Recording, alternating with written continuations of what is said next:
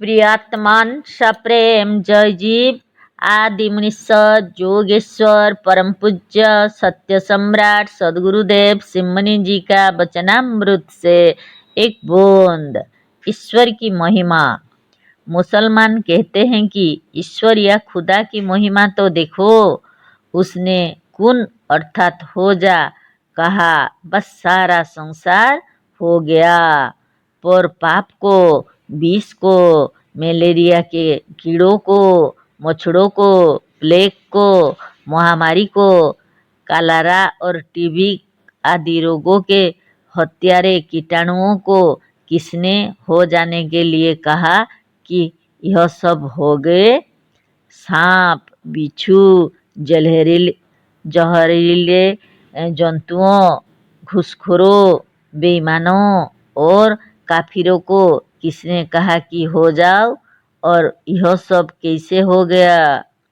वेश्या जो श्रृंगार करके कोठे पर बैठती और वह ऐसा हाव भाव करती है, ऐसा जाल फैलाती है और ऐसी परिस्थितियों की सृष्टि करती है कि मनुष्य आकर्षित होकर पाप करते हैं।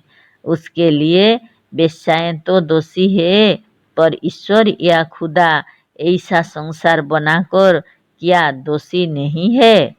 जिसके कारण आज संसार में पुण्य की अपेक्षा पाप अधिक है, ईमानदारी की अपेक्षा बेईमानी अधिक है और सहायता की अपेक्षा लूट अधिक है, दया की अपेक्षा निर्दयता अधिक है और सच्चाई की अपेक्षा झूठाई अधिक है। सारे संसार का यह अधिक भाग क्या शैतानों का या बुरे मनुष्यों का बनाया हुआ है? तो क्या संसार के अधिक भाग का बनाने वाला शैतान और बुरे मनुष्य हैं? तो क्या खुदा से भी बड़े नहीं है?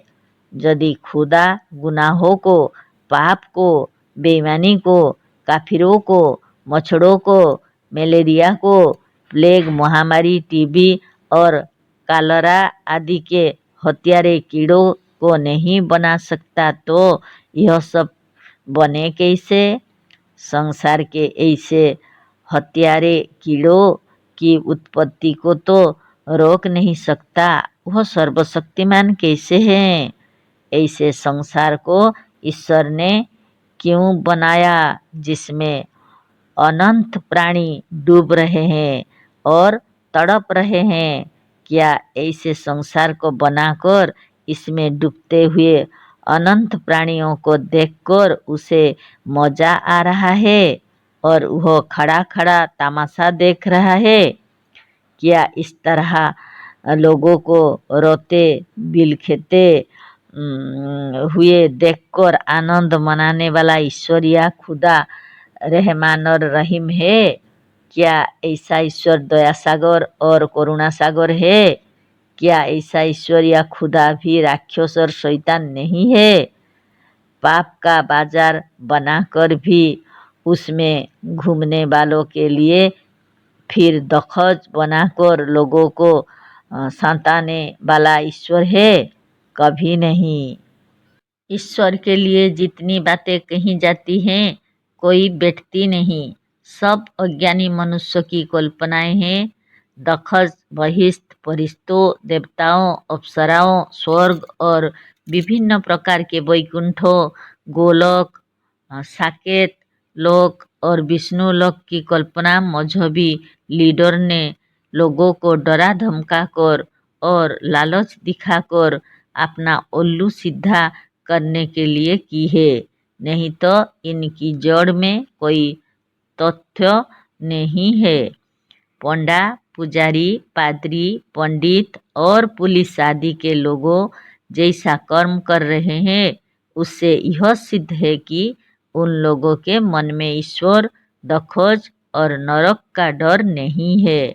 सब जानते हैं कि यह सब मूर्खों को डरवाने और फंसाने के लिए है, जिससे इनकी कमाई होती है।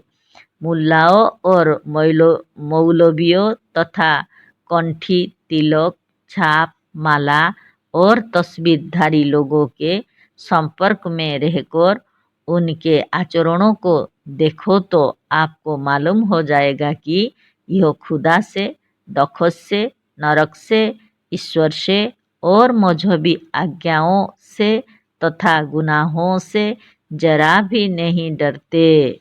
मजहबी कृत्यों के बोखड़ों में पड़ा हुआ ना योग साधन कर सकता है और ना वो आत्मज्ञान प्राप्त कर सकता है कि जिससे सच्ची मुक्ति और सच्ची शांति मिल सकती है।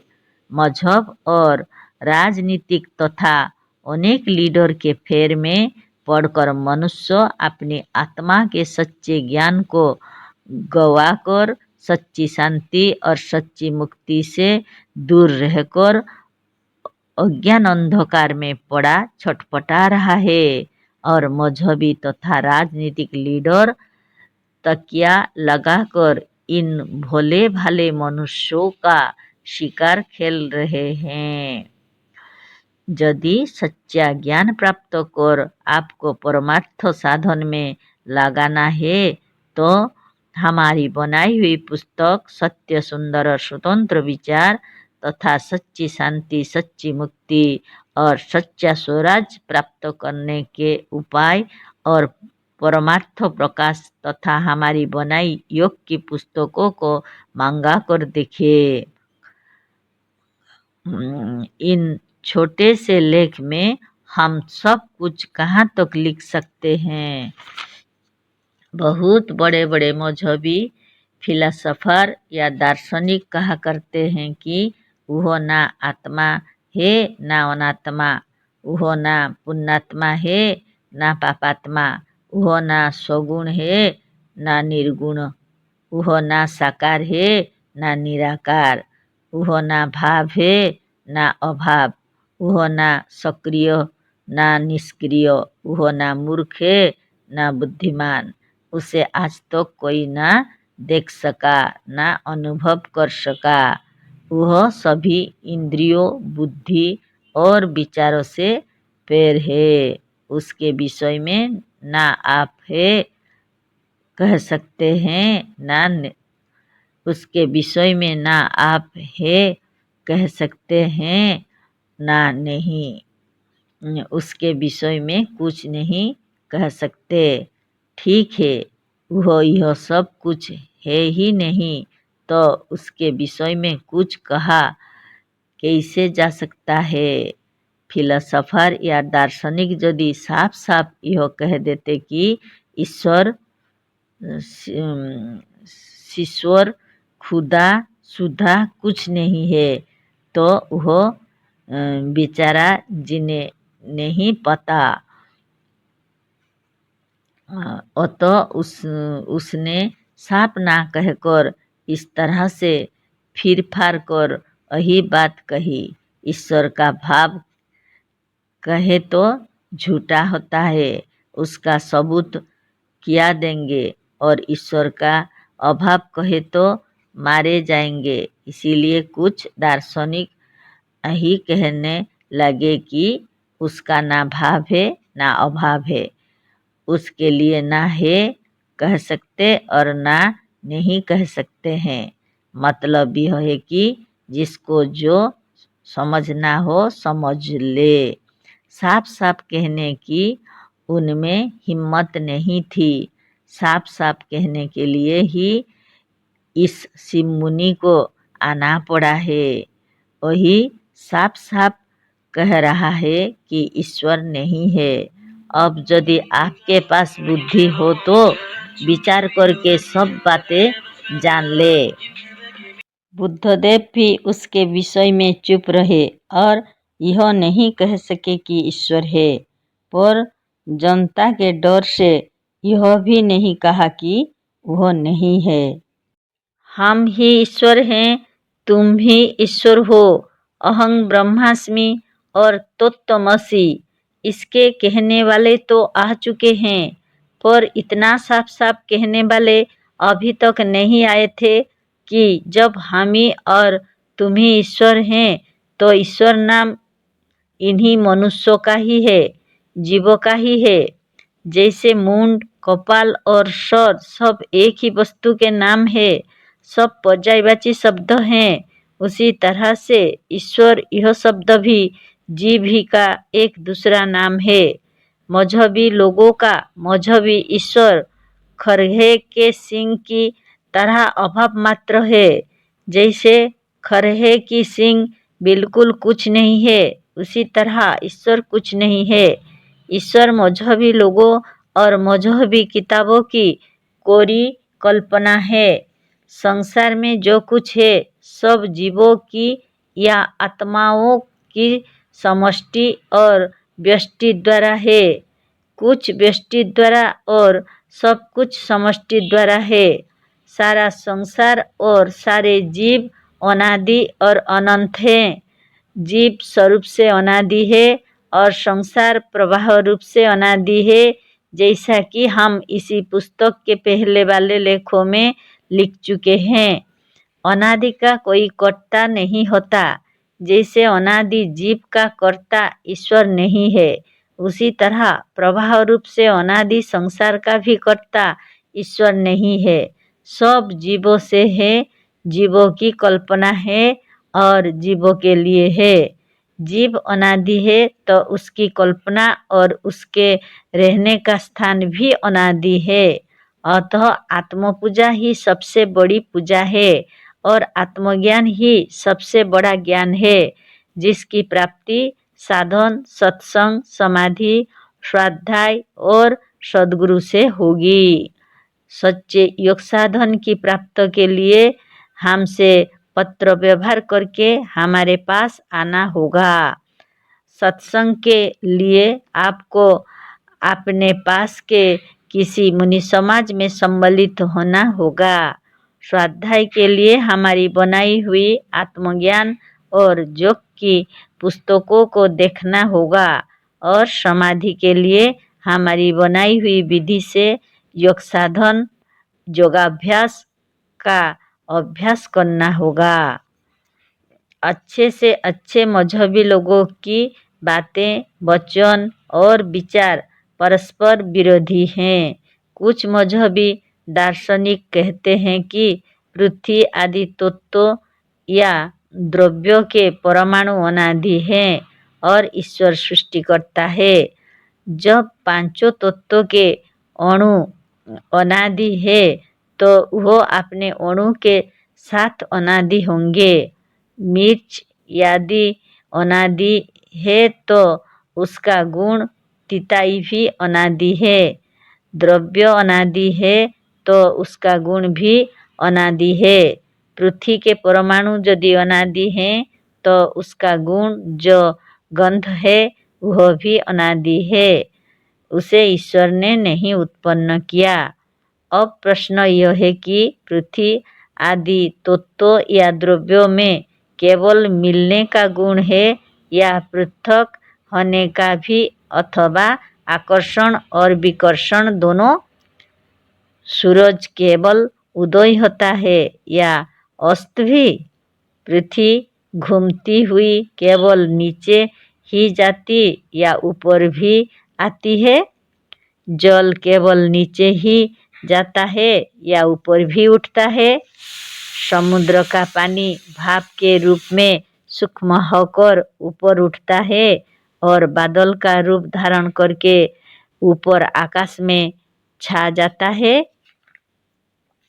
फिर भाप रूप जल बूंद के रूप में नीचे आता है और फिर नीचे से नीचे बहता हुआ समुद्र में चला जाता है और फिर भाप बनकर ऊपर उठता है। फिर नीचे से नीचे जाता हुआ या बहता समुद्र में चला जाता है।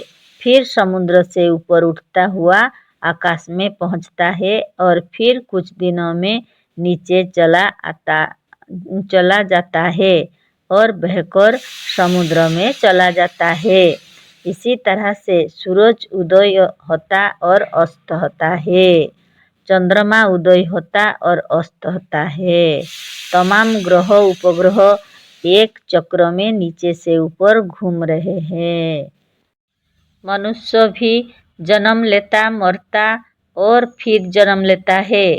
मंगल के बाद बुध, बुध के पश्चात बीफे, फिर शुक्र, शनि, रविवार और सोमवार होकर फिर वही मंगल और बुध आ जाता है। बराबर ही हो रहा है। यह प्रवाह और चक्र अनादि है।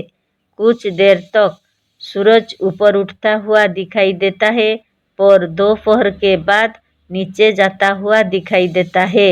यह अनादिकाल से दिखाई देता है और अनादिकाल तक दिखाई देता रहेगा। सारा संसार इसी तरह से प्रवाह रूप से अनादि और अनंत है। नदी का पानी बहता हुआ जो आगे बढ़ रहा है, स्थिर नहीं है, उसमें गति कौन दे रहा है? क्या नदी का पानी ईश्वर बहा रहा है? क्या नदी में जो गति है वह ईश्वर के कारण है? यदि इसका कारण ईश्वर नहीं है तो बाष्प भाप के रूप में ऊपर गए हुए जल को नीचे बरसाने का भी कारण ईश्वर नहीं है। हम आज इस लेख को जब लिख रहे हैं उस समय पानी बरस रहा है। आज आश्विन शुक्ल की अष्टमी है। नक्षत्र है चित्रा। चित्रा खूब बरस रहा है। सारे कृषक पश्चाताप कर रहे हैं। अतिवृष्टि के कारण बहुत दिनों के बाद खेतों की मिट्टी इस योग्य हुई थी कि लोग ने जोतो जातो करके बोने योग्य तैयार किया था, वह खराब हो गई। अब रबी की फसल अच्छी नहीं होगी। चित्रा का पानी हर मायने में खेती को और खेत को खराब करने वाला है। हस्त नक्षत्र में खूब पानी हो चुका है। कुंवारी धान कट चुका है। लोग पुआल सुखा रहे थे। इस पानी ने पुआल को भिगो दिया और खेत की मिट्टी को खराब कर दिया। कृषकों को बिलवा दिया। इसी देश के कितने स्थानों पर बाढ़ आ गई थी, फसल बह गई। कितने मकान और पूरा गांव बह गया। कितने पशु और मनुष्य बह गई। कितने मर गए। कितने घर गिर गए। कितने स्थानों के खेत अनावृष्टि से सूख गए और कितने स्थानों के लोग इस अनावृष्टि से मारे गए। अब आप ही सोचे कि पानी का बरसाना क्या उस ईश्वर का कर्म हो सकता है जिसे मजहबी लोग सर्वज्ञ, बुद्धिमान और परम दयालु बतलाते हैं? कभी नहीं। यदि पानी बरसाना ईश्वर का काम नहीं है तो नदियों के पानी को बहाना भी ईश्वर का काम नहीं है। यदि नदी का पानी ईश्वर बहाते होते तो स्नान करके पानी में खड़े होकर ईश्वर का नाम जप करने वाले भक्त तेज बहाव में बहकर और डूबकर मर ना जाते।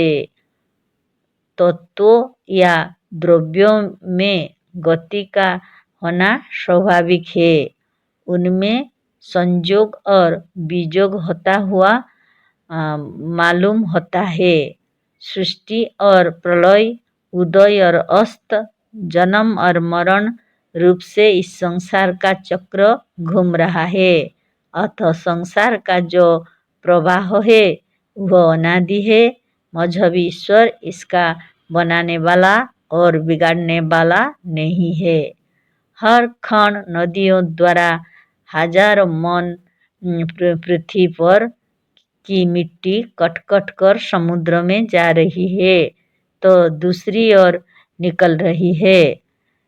कहीं कोई गर रहा है तो दूसरा और जन्म ले रहा है। कहीं पर सूरज उदय हो रहा है, कहीं पर अस्त हो रहा है।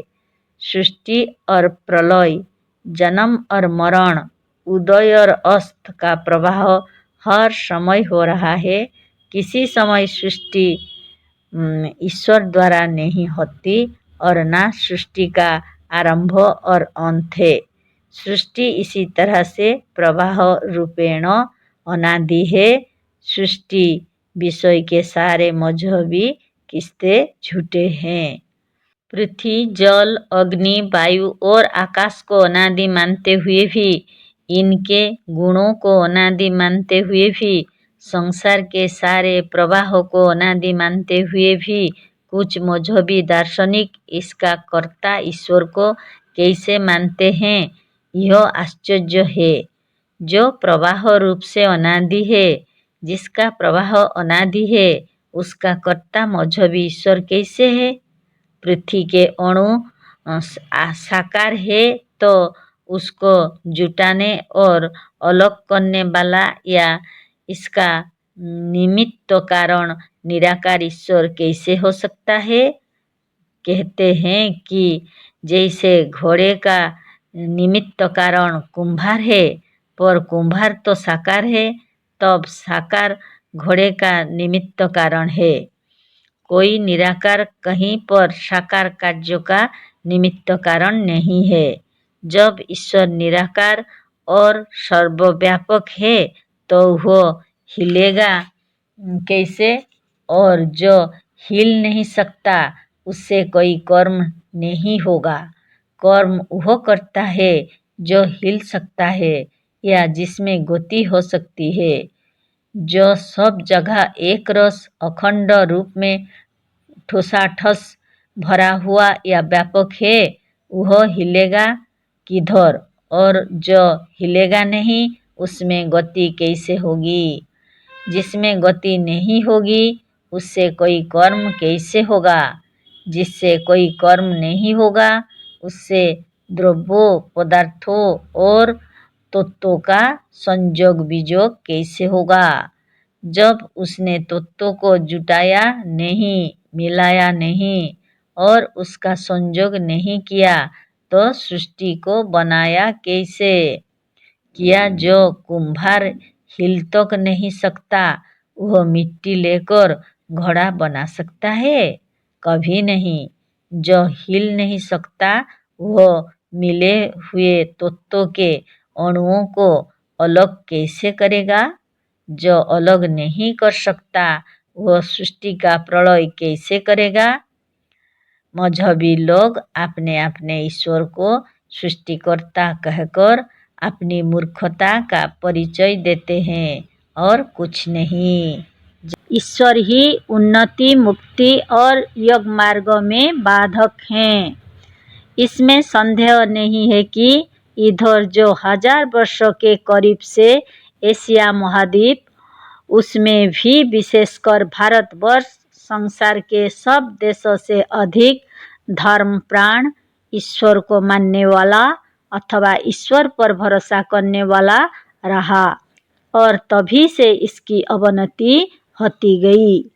भारतवर्ष उसके बाद से बार बार रौंदा गया, बार बार लूटा गया और बार बार गुलाम बनाया गया। आज भी सबसे अधिक ईश्वर में आस्था रखने वाला भारत है। आज तो भारत स्वतंत्र है, पर अंग्रेजों के समय जितना यह सुखी और स्वतंत्र था उतना भी इस समय नहीं है। अंग्रेजों के समय में वही सरकारी नौकर सरकार को इतना नहीं लूटते थे जितना अब लूट रहे हैं। किसी देश वाले लोग अपनी गवर्नमेंट को इसका शतांश भी लूटने की इच्छा नहीं करते जितना कि भारत सरकार के नौकरी अपने ही सरकार को लूट रहे हैं। वर्तमान भारतीय सरकार की नौकरशाही की घूसखोरी, बेईमानी और स्वार्थकता से भारतीय गवर्नमेंट की कोई स्कीम सफल नहीं होने पा रही है। हम जानते हैं कि एकदम सब ऐसे नहीं है, पर जो कहा जाता है वह अधिकांश को देखकर ही कहा जाता है। पुलिस, पटवारी, अहलकार और अधिकारियों के अत्याचार से आज भारतीय जनता स्वतंत्र कहलाने पर भी अधिक त्रस्त है और ऐसी पेशी और दबाई जा रही है कि रो भी नहीं पा रही है। जो जिस जगह पर है वही केवल अपना स्वार्थ देख रहा है। पुलिस, पटवारी, अहलकार सब एक से है। अधिकारियों में भी जो जितना ही रामायण, हनुमान चालीसा और गीता का पाठ करता या नमाज पढ़ता है वही उतना ही सबसे अधिक घूसखोर, स्वार्थी और निर्दयी तथा झूठा है। व्यापारी सेठों में जो जितना मालाधारी और टीकाधारी है वह उतना ही ब्लैक मार्केटिंग पर और जनता को सरासर धोखा देने वाला और लूटने वाला है। इन लोगों ने यह सिद्ध कर दिया है कि कंठी, माला, मजहब, ईश्वर और ईश्वर भक्त देशों और उसकी जनता के लाभ के लिए नहीं। मजहब, ईश्वर और ईश्वर भक्त देश और उसकी जनता के लाभ के लिए नहीं, बर्बादी के लिए हैं।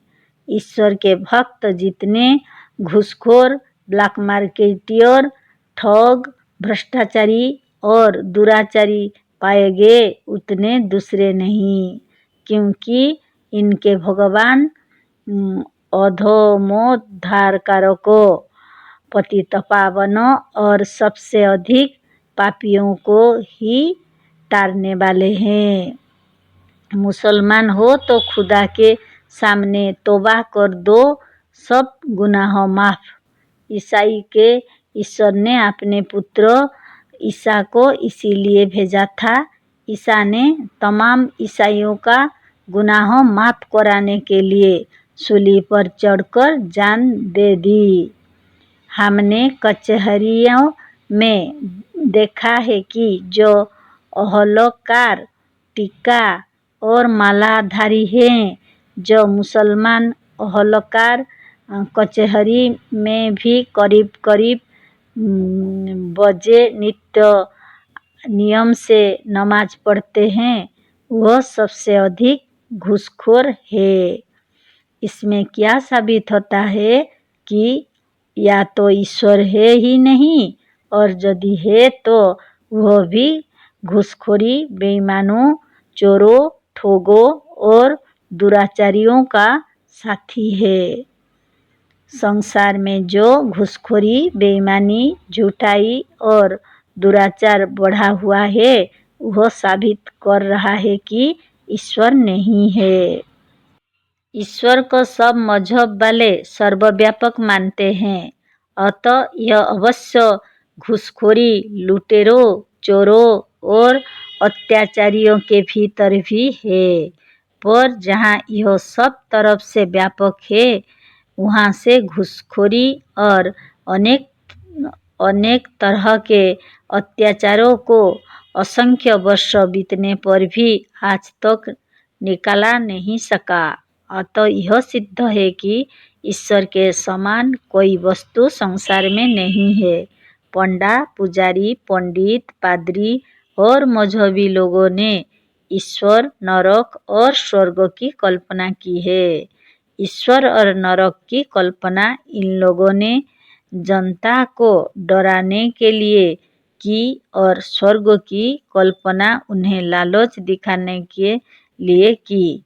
यह सब ईश्वर और नरक का डर और स्वर्ग की लालच दिखाकर लोगों को ठगाते हैं, कहते हैं कि ऐसा नहीं करोगे तो ईश्वर तुम्हें नरक की आग में डालकर जलावेगा।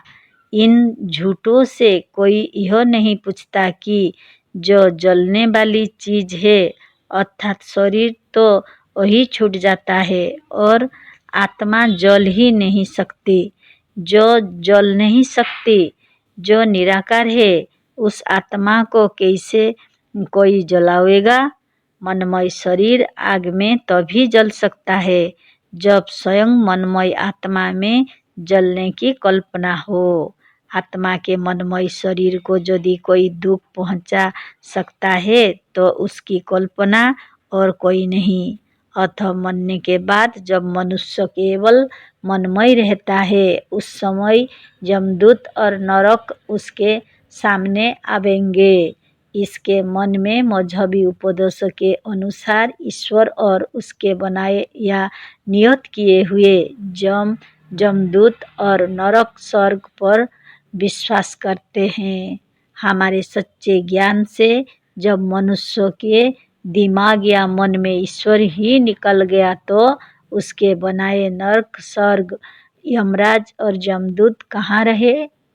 मजहबी लोगों ने देश या मनुष्य जाति में मजहबी भावना डालकर देश और मनुष्य जाति की इहलोक में तो बर्बाद किया ही है, मरने के बाद भी उन्हें दुख और नरक यातना झेलने के लिए तैयार कर दिया है। भारतीय मनुष्य मजहबी भावना के कारण यहाँ जीते जी तो दुखी और बर्बाद हैं ही, मरने के बाद भी नरक भोगेंगे। बात यह है कि जिनमें मजहबी ईश्वर, यमराज, जमदूत, नरक और स्वर्ग की भावना ही नहीं है, जिनमें इसके अस्तित्व पर विश्वास ही नहीं है, उनके सामने यह नहीं आ सकते। मनमय आत्मा के सामने स्वयं उसी की कल्पना रह सकती है, दूसरी नहीं। अतः जो ही तुम्हें यह ज्ञान हो गया कि ईश्वर, मजहब, यमराज, जमदूत और नरक स्वर्ग सब झूठे हैं, तो ही आप मुक्त हो गए। इस आत्मा को यदि कोई बंधन में डाल सकता है तो इसी का अज्ञान। अतः इस आत्मा को यदि कोई मुक्त कर सकता है तो इसी का ज्ञान और कोई नहीं। अपनी उन्नति और मुक्ति तुम्हारे अपने ही हाथ में है। ईश्वर ने तुम्हें अपने को मानने के लिए विवश नहीं किया है, किंतु तुम स्वयं अपने अज्ञान के कारण उसे मानकर उसके बंधन में पड़ गए हो।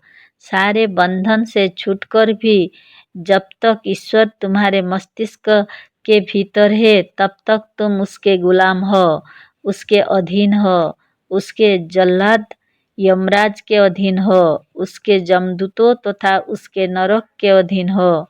आज यदि तुम ईश्वर को अपने मन से, मस्तिष्क से और दिमाग से निकाल फेंक दो तो यह सब तुरंत निकल जाएंगे और तुम मुक्त हो जाओगे। तुम इन्हें निकाल दो तो यह तुम्हारे पास आने का साहस नहीं करेंगे। ईश्वर, मजहब, यमराज या नरक और स्वर्ग के भाव अपनी जबरदस्ती से तुम्हारे मस्तिष्क में नहीं है, किंतु तुम्हारे मानने से हैं। अतः इन्हें अपने मस्तिष्क से दूध की मक्खी की तरह निकालकर बाहर फेंक दो, क्योंकि यही तुम्हारे नरक, दुख, अवनति, अज्ञान और बंधन के कारण है। सच्चे जोगी बनो। जब तक तुम ईश्वर को मानते हो तब तक तुम सच्चे जोगी भी नहीं हो सकते। जोगी तो योग द्वारा अपनी ही आत्मा की उपासना करता है।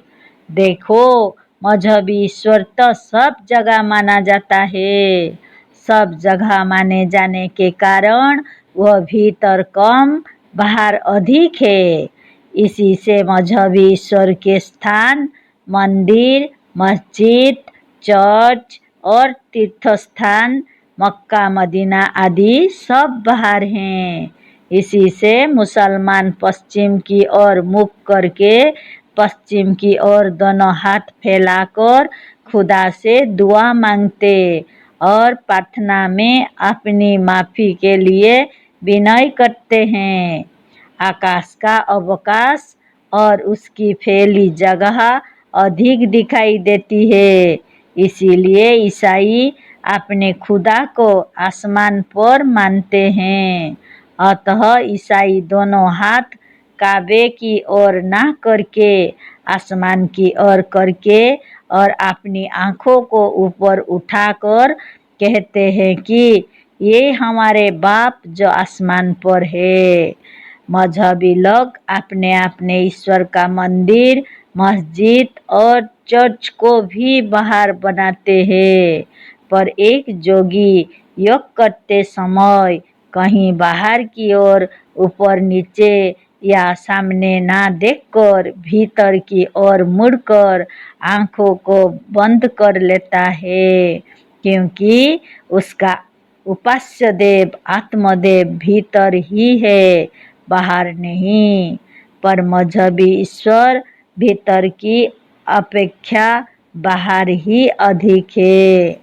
यही कारण है कि जोगी ना हाथ जोड़ता है, ना किसी के सामने हाथ फैलाकर किसी से कुछ मांगता है। बात यह है कि जिस धन को अपनी तिजोरी से, अपनी सिंदूक से, अपने आप से लेना है, उसके लिए हाथ जोड़कर गिड़गिड़ाने की क्या आवश्यकता है। हाथ फैलावे, गिड़गिड़ाए, और वे लोग जिन्हें दूसरों से कुछ मांगना है, चाहे वह ईश्वर ही क्यों ना हो, दूसरों से मांगने वाले भीख मांगे हैं, भिक्षु है, फकीर हैं, यह जोगी नहीं हो सकते। जोगी लोग जोगी, जोगीराज और स्वामी कहलाए, पर अपने को भीख मांगा, भिक्षु और फकीर ना होने दिया। मुसलमानों के ज़माने में इन स्वामियों को जबरन मुसलमान बनाया गया। मुसलमान होने पर स्वामी जी लोग शाहजी या शाह साहेब बन गए, फकीर और भीख मांगे ना बने, और बादशाहों को भी फटकारते रहे, मर गए, पर किसी के सामने हाथ नहीं फैलाए। पर मजहबी ने सबको भीख मांगा बना दिया, सबको मांगना सिखाया, गिड़गिड़ाना सिखाया, भगवान के सामने रोना सिखाया, गाना, नाचना और कीर्तन करना सिखाया। अच्छे अच्छे पढ़े लिखे, अधिकार प्राप्त और धनाढ्यों को भी साड़ी पहनाकर नाचाना सिखाया। गुलाम, दास और दिनहीन लोगों का बना पहनाकर उन्हें नचाया। इन मजहबी लोगों ने यह भी कह दिया कि भगवान से मुक्ति ना मांगना, जब मांगना तब यही मांगना कि जन्म जन्मांतर तक तुम्हारे दास बने रहे, कभी तुम्हारे बराबर होने की इच्छा ना करे। देखो, मुक्ति मांगने से कभी नहीं मिलती। दूसरा दूसरे को, चाहे वह भगवान ही क्यों ना हो, मुक्त नहीं कर सकता। बैलों को और घोड़ों आदि को उसका मालिक मुक्त नहीं कर सकता। वह बैलों को खोलता भी है तो उसके गले की रस्सी पकड़े रहता है, और उसे लाकर हल और गाड़ी में जोत देता है। मालिक द्वारा बैल खूंटे से छोड़ा जाता है, स्वतंत्र करने के लिए नहीं, किंतु किसी काम में नाधने के लिए। घोड़ा अस्तबल से या पशुशाला से खोला जाता, स्वतंत्र करने के लिए नहीं। सवारी देने के लिए। घोड़े को छोड़ने पर भी मालिक उसके ऊपर सवार रहकर उसका लगाम कसकर अपने हाथ में रखता है। राजा सब कुछ कर सकता पर अपनी प्रजा को राजा नहीं बना सकता। भगवान भक्तों को यदि मुक्त कर भगवान बना देंगे तो उसकी सेवा कौन करेगा। भक्त के होने और मानने से ही तो वह भगवान है। प्रजा के होने से ही तो वह राजा है। नौकरों के होने से ही तो वह मालिक है।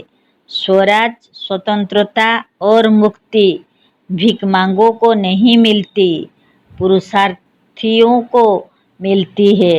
सच्ची मुक्ति को देने वाली और प्राप्त करने वाली अपनी आत्मा है।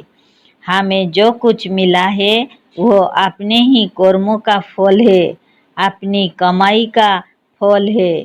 हमें वह वस्तु ना मिले है और ना मिलेगी जो हमने स्वयं प्राप्त नहीं कर लिया या कर लेंगे।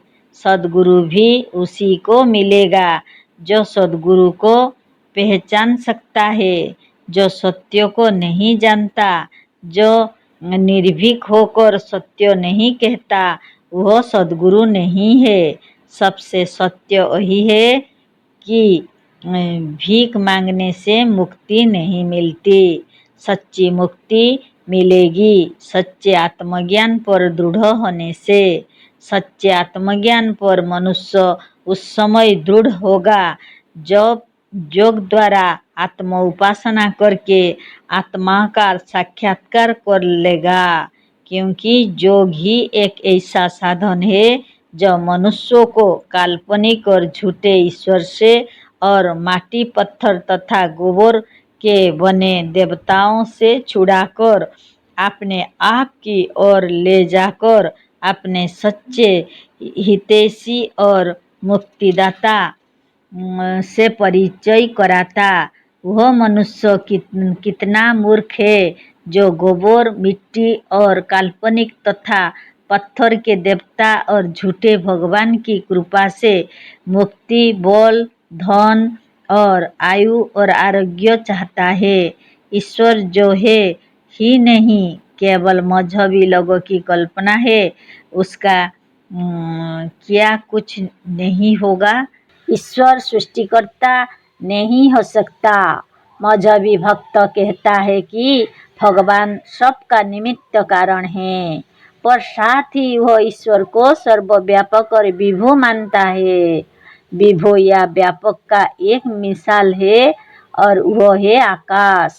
आकाश व्यापक और विभु है, पर आकाश जो व्यापक और विभु है वह किसी कार्य का निमित्त कारण नहीं हो सकता।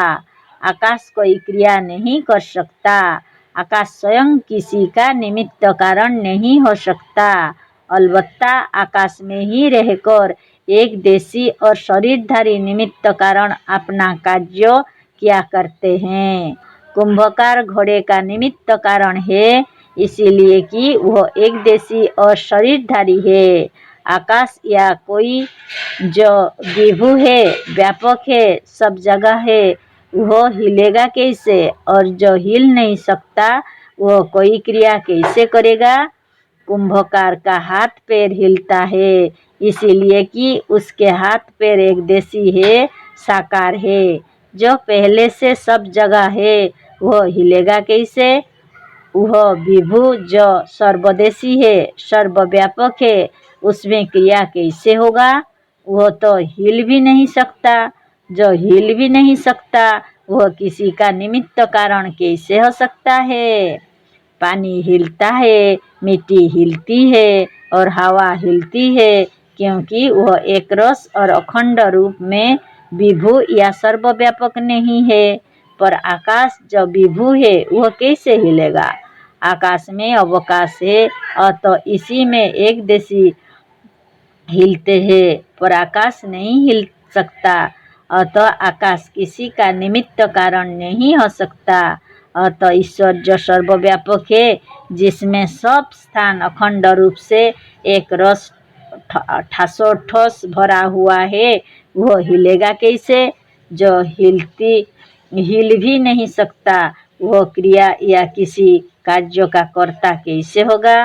भारत में वेदों के पश्चात शास्त्रों की ही गणना है। 6 शास्त्रों में एक वैशेषिक दर्शन भी है। इसमें कर्म के केवल 5 प्रकार माने गए हैं, जैसे उत्क्षेपणम, अवक्षेपणम, आकुंचनम, प्रसारणम, गमनम इति कर्माणि। उत्क्षेपण ऊपर को उछलना, अवक्षेपण नीचे की ओर कूदना या गिरना, आकुंचन सिकुड़ना, प्रसारण फैलना और गमन चलना, यही 5 प्रकार के कर्म है। अब सोचना यह है कि जो सर्वव्यापक है, विभु है और सब स्थानों में ऊपर और नीचे और अगल बगल में पहले से एक रस ठसाठस अखंड रूप से भरा हुआ है, वह ऊपर कैसे उठेगा या किसी को उठावेगा कैसे? वह नीचे को कैसे गिरेगा या किसी को गिरावेगा कैसे? वह नीचे को कैसे गिरेगा या किसी को इधर उधर धकेलेगा कैसे? जो सब स्थानों में पहले से वर्तमान है, वह या उसके अंग अथवा अवयव कैसे हिलेंगे और कैसे चलेंगे? जो स्वयं या जिसका कोई अंग, हाथ पैर या अवयव सर्वव्यापक होने के कारण ना हिल सकता है ना चल सकता है, वह किसी कर्म को करेगा कैसे? आज जो समाजी आदि अनेक मजहबी लोग दूसरे सब मजहबों और देवी देवताओं का खंडन करके भी ईश्वर की स्थापना करते हैं। वो यह भी कहते हैं कि सब तत्वों के परमाणु अनादि हैं। सृष्टि की आदि में इन बिखरे हुए परमाणुओं को जमा करके उनका संयोग करके ईश्वर सृष्टि की रचना में निमित्त कारण है। पर सोचो तो किसी बिखरे हुए को बटोर वही सकता है जो हिल सकता है, जो सर्वव्यापक होने के कारण ऊपर लिखे अनुसार हिल तक नहीं सकता। वह क्या इतनी बड़ी सृष्टि को रचने बनाने और इनके बिखरे हुए परमाणुओं को बटरने का कारण हो सकता है? ईश्वर के होने का सबसे बड़ा कारण और प्रमाण यह दिया जाता है कि यदि ईश्वर नहीं है तो इस सृष्टि को बनाया किसने? पर सच्ची बात यह है कि सृष्टि का कर्ता किसी तरह से ईश्वर नहीं हो सकता। मजहबी लोगों के जितने तर्क हैं, सब अत्यंत झूठे हैं। मजहबी लोगों का ईश्वर सबसे अधिक झूठा और सबसे अधिक बेकार है, जो हिल तक नहीं सकता। ऐसे ईश्वर से डरना, उसका भरोसा करना और उसकी सहायता की आशा करना, जिस दिन से तुम सचमुच छोड़ दोगे, उसी दिन और उसी समय से तुम जीवन मुक्त होकर सच्ची मुक्ति, सच्ची स्वतंत्रता और सच्ची प्रसन्नता प्राप्त कर लोगे। सबसे मुक्त होकर भी आपने से जीवन भर मनुष्य इसी ईश्वर के बंधन में रहता है और मरने के बाद भी इसी के बंधन में जाने की कल्पना करता है, जो सचमुच नहीं है। मनुष्य के लिए सबसे बड़ा बंधन ईश्वर और मजहब है, जो सचमुच नहीं है और जिसका अस्तित्व इसी मनुष्य के अज्ञान के कारण है। अतः जो केवल अज्ञान और भ्रम के कारण है और सचमुच नहीं है, बिना सच्चे ज्ञान के नहीं मिटेगा। अतः इस सत्य ज्ञान को धारण करके परम स्वतंत्र और मुक्त होकर सच्ची मुक्ति को प्राप्त कर सच्ची प्रसन्नता प्राप्त करो। सद्गुरु केवल सच्ची बात की उपदेश दे सकता है, पर उसको ग्रहण करके धारण करना ना करना तुम्हारे हाथ में है। देखो, यदि ईश्वर ही नहीं है तो आत्मा को बांध कौन सकता है। इस अजर अमर अविनाशी और सूक्ष्माति सूक्ष्म आत्मा को ना कोई बांध सकता है, ना मार सकता है, ना किसी किस्म का दुख दे सकता है। जब ईश्वर ही असत्य है तो जमदूत और नरक स्वर्ग के सारे मजहबी किस्से तो असत्य है ही। जो है ही नहीं उससे बचना क्या कठिन है। राजा, राजनीतिक नेता, राजनियम और कानून सब तुम्हारे बनाए हैं, तुम्हारी सम्मति से बने हैं। ज्ञान हो जाने पर कोई तुम्हें बांध नहीं सकता है। शराब तुम्हें नहीं पकड़ सकता, तुम शराब को पकड़े हो। बीड़ी, सिगरेट, भांग और गांजा, कोई शराब, आदत और विषय वासना तुम्हें नहीं पकड़े हैं, तुम उन्हें पकड़े हो। सरकारी नौकरी और गुलामी तुम्हें नहीं पकड़े हैं, तुम उसे जत्न करके, सिफारिश करके पकड़े हुए हो। कोई भी बंधन संसार में ऐसा नहीं है कि सच्चा ज्ञान होने पर यदि उसे तुम काटना चाहे तो कट ना जाए। अज्ञान, भगवान और बुरी वासनाएं तथा रोग और दुख के तमाम कारण तुम्हारे बनाए और बुलाए हुए हैं। बैठकर थोड़ी देर सोचो तो यह बात समझ में आ जाएगी। यह सब रहे भी और यदि तुम्हें ज्ञान हो गया तो नाटक में यदि राजा से नौकर ही बन जाते हो तो क्या तुम्हें उसका दुख होगा। कागज के शेर को जब समझ लिया कि यह कागज का है तो वह तुम्हें डरावेगा कैसे। शेर की तस्वीर को चाहे हटा दो या पड़ी रहने दो, तुम्हारी इच्छा है, पर एक बात समझ लो कि तुम्हारा उद्धार सचमुच तुम्हारे हाथ में है। हम कितना भी समझावे, यदि आप समझने का यत्न ना करें तो हम क्या करेंगे। हम हृदय से आशीर्वाद देने के लिए तैयार हैं, पर आप हृदय से उसे ग्रहण करने के लिए भी तो तैयार रहे। तुम्हारा सद्गुरु यदि तुम्हारी भलाई हृदय से नहीं चाहता तो तुम्हें ज्ञानोपदेश देने के लिए इतना यत्न ही नहीं करता। अभी अभी घड़ी में रात्रि का 4 बजने को जा रहा है और तुम्हारा शिव मुनि रात भर बैठकर लिखता रहा और इस लेख को अभी अभी पूर्ण किया है। दिन में पत्रों का उत्तर दिया है और रात भर में इसे तैयार किया है। किस लिए? केवल इसीलिए जिसमें हमारे पाठकों को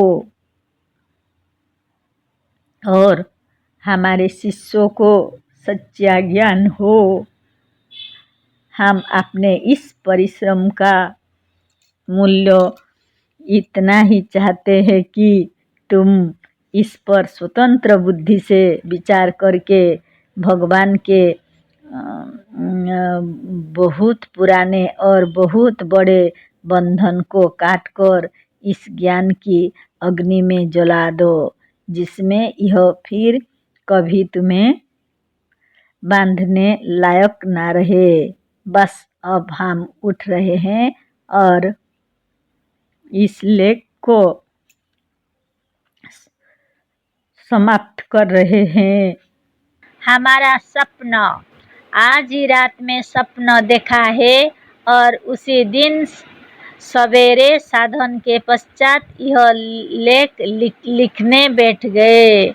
हम किसी शहर में व्याख्यान देने गए थे। सभा स्थान हमारे ठहरने के स्थान के पास ही था, अतः व्याख्यान देने के स्थान पर पैदल ही जा रहे थे।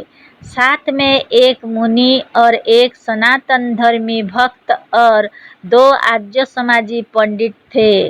वो रास्ता में हमें सुनाकर आपस में हमारे ईश्वर विरोधी लेखों की समालोचना कर रहे थे।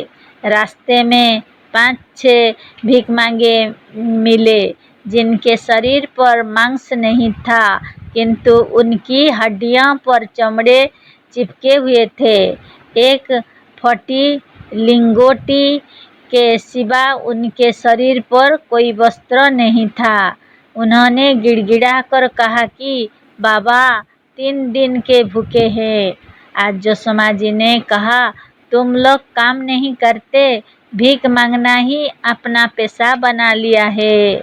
सनातन धर्मी भक्त ने कहा, आप जानते नहीं अनावृष्टि के कारण कितना बड़ा अकाल पड़ा है इस देश में। उन गरीबों ने कहा कि बाबू कहीं काम भी नहीं मिलता।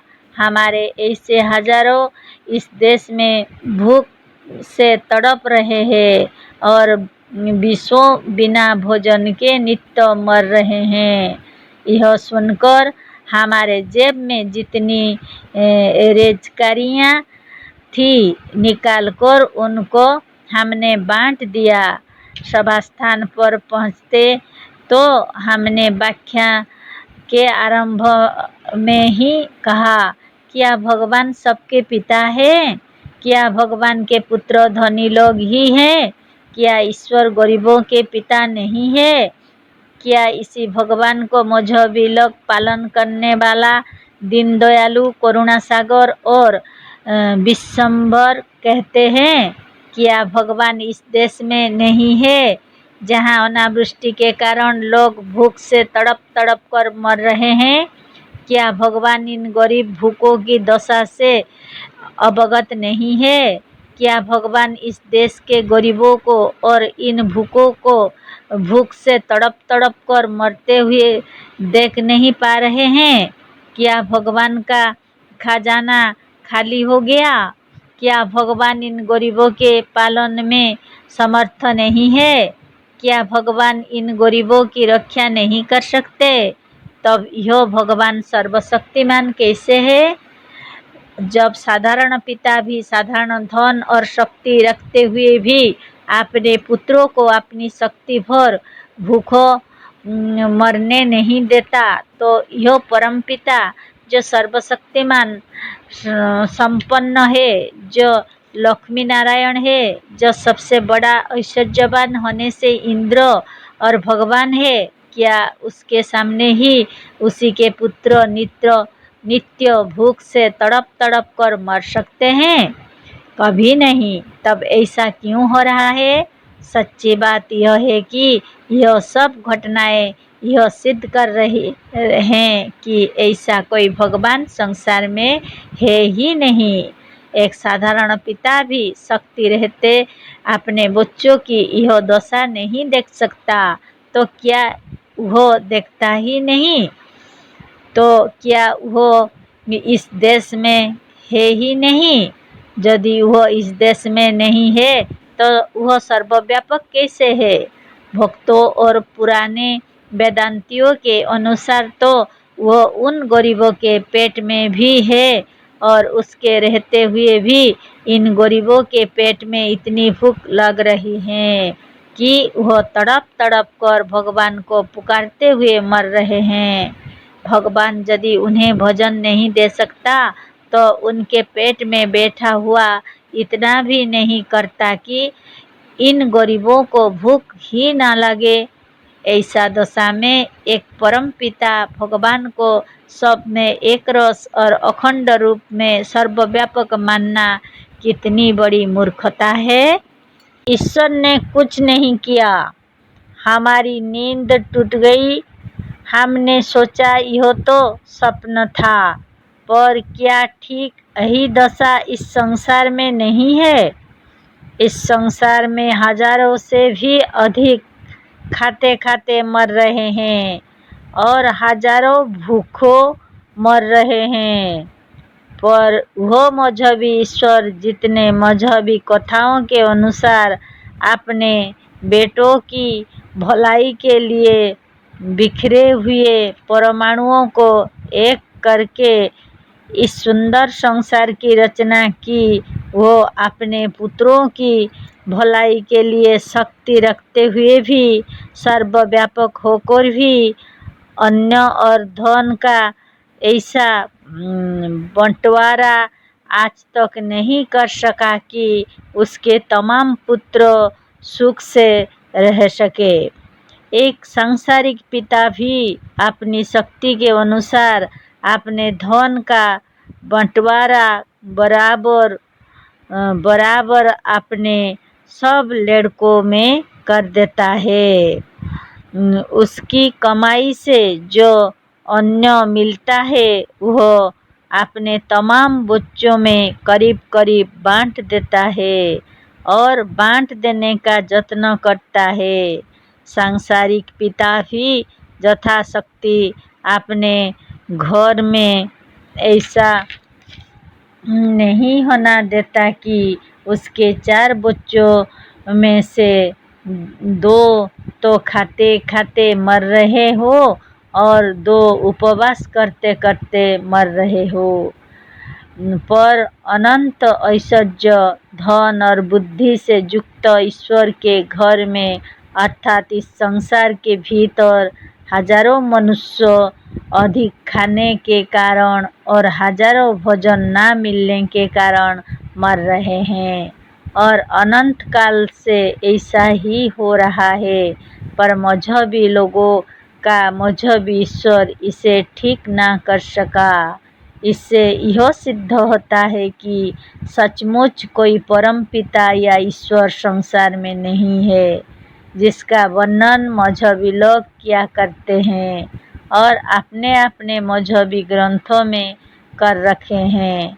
जिस मजहबी ईश्वर ने ऋषियों के मस्तिष्क में वेदों के ज्ञान को प्रेरित कर उन्हें चारों वेदों का ज्ञान दिया, उसी ईश्वर के सामने भाई भाई एक दूसरे का अन्न, धन, भूमि और अधिकार क्यों छीन रहे हैं? क्यों संसार के लोग एक दूसरे की हत्या करते हैं, एक दूसरे को लूट रहे हैं, एक दूसरे को ठग रहे हैं, एक दूसरे की भूमि, अन्न, धन और वस्त्र क्यों छीन रहे हैं? क्यों एक भाई दूसरे भाई से लड़ रहा है, एक दूसरे के साथ बेईमानी, जालसाजी और घूसखोरी कर रहा है?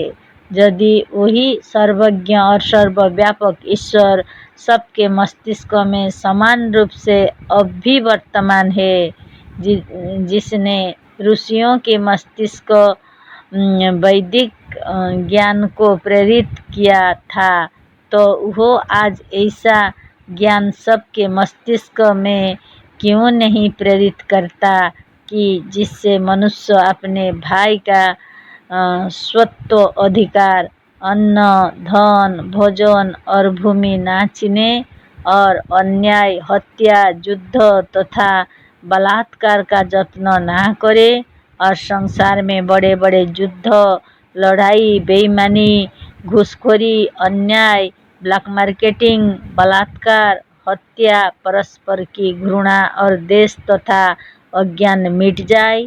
आज सबके मस्तिष्क में अज्ञान छाया हुआ है, पर वह सर्वज्ञ ईश्वर सबके मस्तिष्क में रहते हुए भी सबके मस्तिष्क में अज्ञान, अन्याय और एक दूसरे को कष्ट पहुंचाने की भावना को दूर नहीं कर रहा है।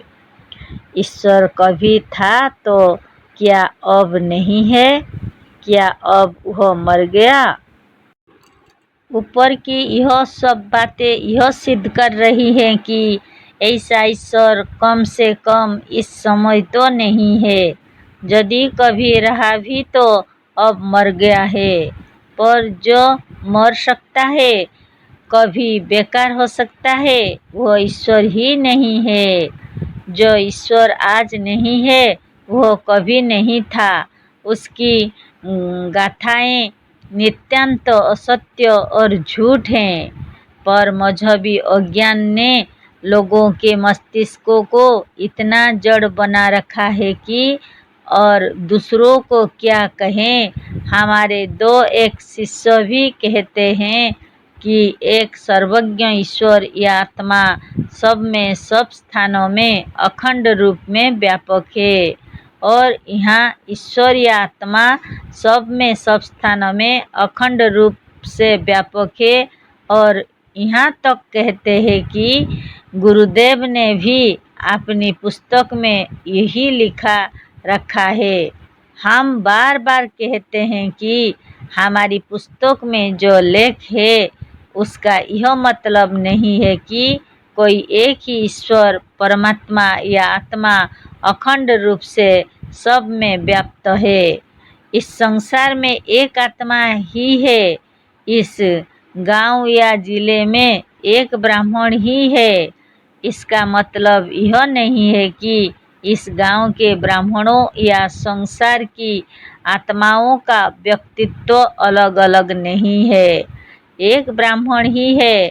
इसका अर्थ यह है कि इस गांव में दूसरी जाति के लोग नहीं है, एक आत्मा ही है। इसका अर्थ यह है कि लोग जीव या आत्मा से अलग एक परमात्मा या ईश्वर मान रखे हैं, वह नहीं है, केवल आत्मा ही है। पर इसका यह मतलब नहीं है कि सब आत्माओं का व्यक्तित्व अलग अलग नहीं है। जय जीव।